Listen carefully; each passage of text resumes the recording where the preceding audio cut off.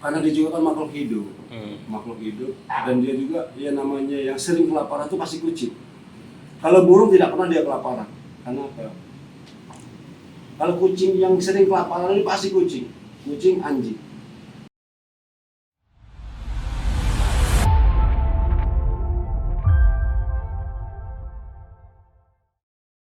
Ngambil kucing ini pertama yaitu makan di rumah makan. Setelah itu tidak lama kemudian kucing datang begitu masuk kan ditendang sama diusir. Lalu saya bilang, kenapa Bu? Kok kucing itu ditendang atau diusir? Dia kan nggak salah. Dia gini ya. Asal berbagai macam alasan, akhirnya saya bilang udah sekarang kasih aja itu ikan berapa potong nanti saya yang bayar.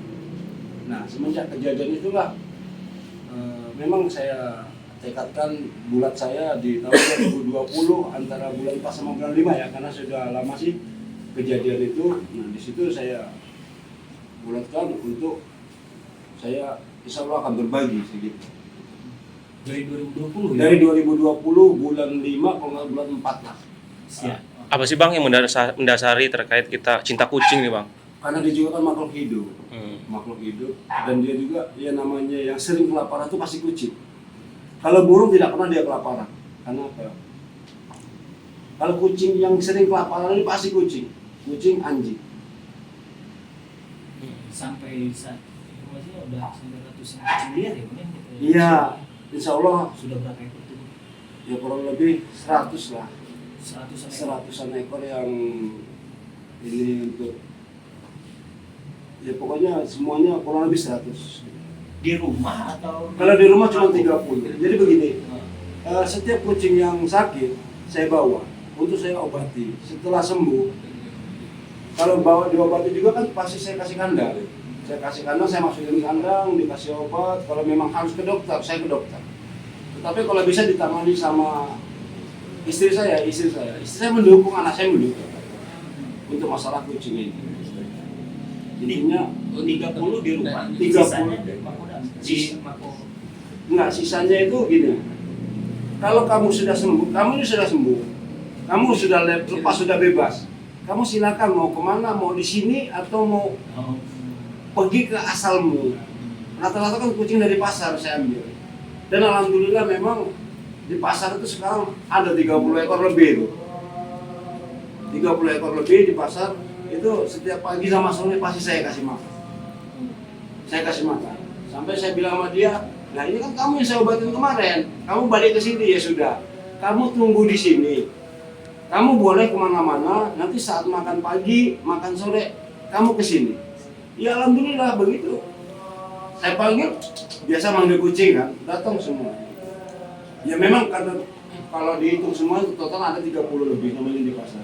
Kalau kita panggil paling datang 10, 15, enggak semuanya. Karena kan ya namanya binatang kan dia nggak tahu, pasti berkeliaran. Artinya ratusan kucing yang pernah kita rawat lah ya. Nah, kalau yang kita rawat ya memang asli.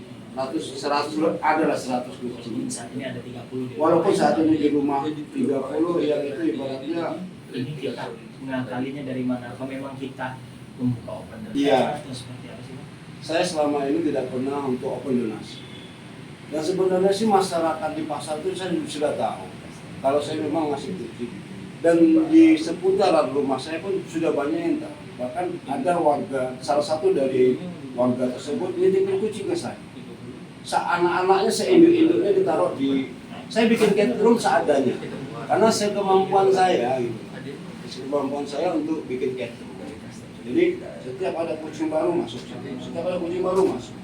Nanti kalau sudah 1 minggu atau 2 minggu, boy sehat ini, baru kita satukan. Karena setiap kucing baru pasti saya pisah. Ini khusus untuk kucing baru, yang ini kucing perempuan, yang ini khusus kucing laki-laki. Kalau sakit ada lagi tempatnya. Walaupun kecil, tempatnya terpisah-pisah.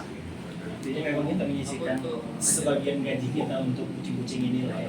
Ya alhamdulillah begitulah. Rezeki dari Tuhan yang kita bagikan. Yang itu masalah buka open donasi, insya Allah selama 6 tahun ini nggak jelas. Ada Biar kucing kampung bau, nah kalau kamu bau ya nggak usah ke rumah saya, kan begitu. Karena sampai nanti kalau ke rumah saya pasti di depan tuh bertebaran gitu dia. Tidur di teras, entah di mana pasti. Dan kucing yang udah saya obati udah sembuh dia pergi, pasti dia nyari minta makannya di situ. Saya ini ngomong sendiri ya saya bilang. Tapi sudahlah, orang tetangga juga udah tahu kok saya ngomong sama kecil ibaratnya. Yang kedua, ini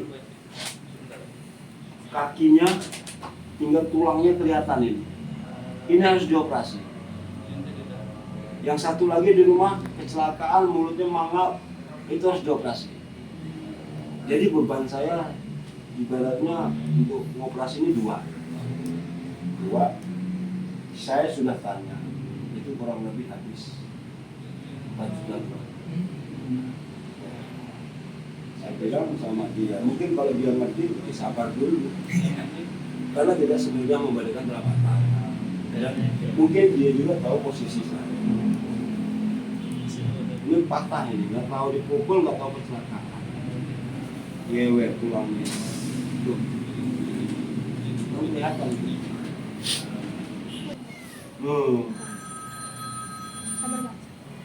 Iya. Saya, yuk kita generasi muda ini kita saling menyayangi binatang, terutama kucing. Yang sering terlantar itu kucing dan anjing. Kalau masalah kayak burung apa aja tidak akan pernah terlantar burung. Tapi kucing, anjing itu pasti akan terlantar. Cuman saya sekarang ini lagi fokusnya ke kucing. Selama 6 tahun ini saya masih diberi kesehatan, saya masih diberikan ya walaupun sedikit ada untuk dia jadinya karena kita sama-sama sama-sama kita apa namanya jangan menyakiti binatang. Itu aja pesan saya. Di mana, Bang? Saya dinas di Kodim 0424 Tanggamus.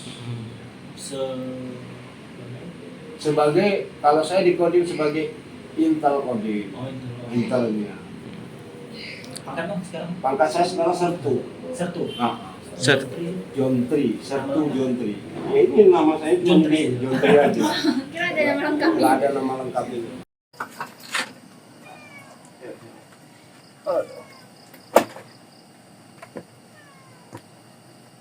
Setiap pagi sebelum berangkat dinas, saya mengecek kucing-kucing saya dulu. Apakah kondisinya sehat atau bagaimana, dan alhamdulillah pagi ini sehat semuanya. Nah ini waktu diambil dia melahirkan di klinik, makanya saya bawa, kasihan.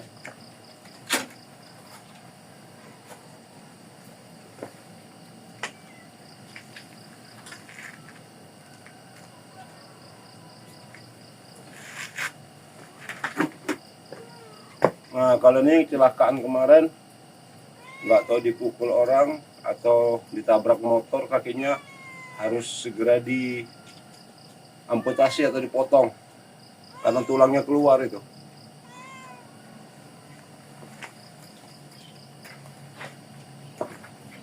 Mungkin itu kegiatan sebelum berangkat dinas.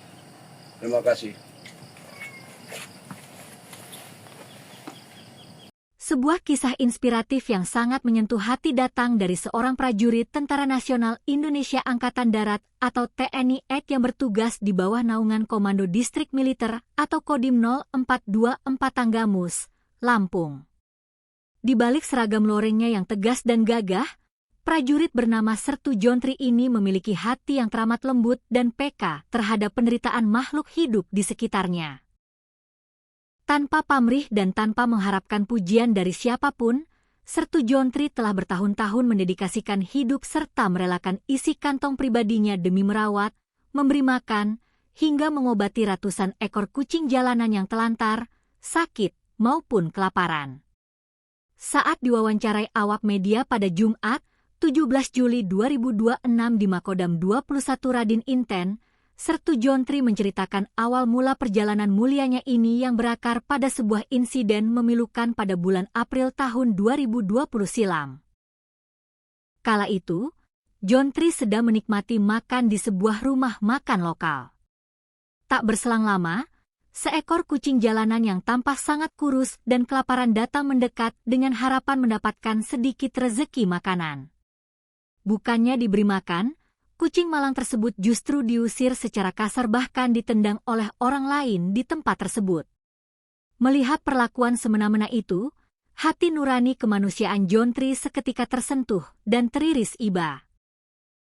Ia langsung bergerak menegur orang tersebut, lalu berinisiatif membelikan beberapa potong ikan agar sang kucing bisa makan dengan layak dan kenyang. Semenjak kejadian traumatis bagi si kucing itulah, tekad John Tree bulat untuk mulai berbagi rezeki secara konsisten kepada hewan terlantar. Bagi Sertu John Tree, kucing dan anjing adalah jenis hewan kaki empat yang paling sering menerima perlakuan kejam, telantar, dan kelaparan di jalanan perkotaan jika dibandingkan dengan burung yang bisa mencari makan dengan lebih mudah di alam bebas. Alasan mendalam itulah yang menggerakkan hati kecilnya untuk memfokuskan aksi sosial ini pada penyelamatan hewan-hewan domestik jalanan.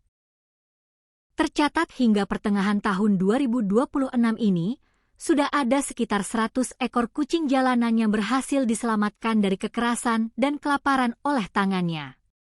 Di rumah kediaman pribadinya sendiri, Sertu John Tree saat ini menampung dan memelihara sekitar 30 ekor kucing yang ia rawat dengan penuh kasih sayang sejak hewan-hewan tersebut masih berusia kecil. Demi kenyamanan hewan peliharaannya, John Tree bahkan membangun sebuah ruangan khusus kucing atau cat room sederhana di rumahnya sesuai dengan kemampuan finansial yang ia miliki. Sistem perawatan yang ia terapkan pun dibuat dengan sangat terstruktur layaknya prosedur karantina medis. Setiap ada kucing liar baru yang masuk, kucing tersebut akan dipisahkan terlebih dahulu di kandang isolasi selama 1 hingga 2 minggu guna memastikan kondisi kesehatannya benar-benar aman dan tidak membawa virus berbahaya, sebelum akhirnya disatukan dengan koloni kucing lainnya. Tempat untuk kucing jantan, betina, serta kucing yang sedang mengidap penyakit pun dibedakan secara tegas agar proses penyembuhan berjalan optimal. Beruntung, aksi kemanusiaan John Tree ini mendapat dukungan penuh dan doa dari istri serta anak-anak tercintanya di rumah. Bagi kucing-kucing jalanan yang kondisinya sudah dinyatakan sembuh total, John Tree biasanya akan melepaskan mereka kembali ke habitat asalnya secara bijak, salah satunya di area pasar tradisional. Di pasar tersebut, terdapat sekitar 30 ekor lebih kucing yang pernah ia rawat dan kini hidup bebas. Namun rutinitas memberi makan setiap pagi dan sore hari tetap John Tree jalankan tanpa pernah absen. Tentu saja, merawat ratusan nyawa hewan bukanlah perkara yang mudah dan murah. Saat ini, John Tree mengaku sedang dilanda kebingungan yang cukup berat karena memikirkan biaya medis darurat untuk mengoperasi 2 ekor kucing jalanan asuhannya yang mengalami luka luar biasa parah. 1 ekor kucing dilaporkan mengalami patah kaki yang sangat parah akibat kecelakaan atau dipukul orang tidak bertanggung jawab hingga tulangnya terlihat mengenaskan keluar kulit. Sementara 1 ekor lainnya mengalami trauma benturan hebat hingga bagian mulutnya menganga rusak dan tidak bisa menutup lagi.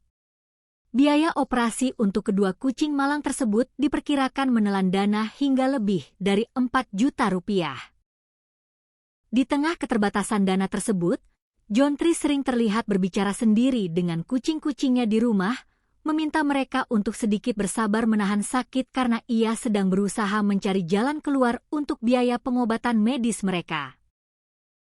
Meskipun membutuhkan biaya operasional dan medis yang tergolong sangat besar bagi ukuran gaji seorang prajurit, Sertu John Tree secara tegas menyatakan bahwa dirinya tidak pernah membuka open donasi, penggalangan dana, ataupun meminta-minta bantuan dari masyarakat luas selama bertahun-tahun menjalani aksi sosial mandiri ini. Ia murni menyisihkan sebagian dari gaji pokok serta tunjangan bulanannya sebagai prajurit TNI AD untuk membeli karung pakan dan membiayai obat-obatan ke dokter hewan. Bagi prinsip hidupnya, rezeki yang didapatkannya dari Tuhan ada hak makhluk lain yang dititipkan di dalamnya.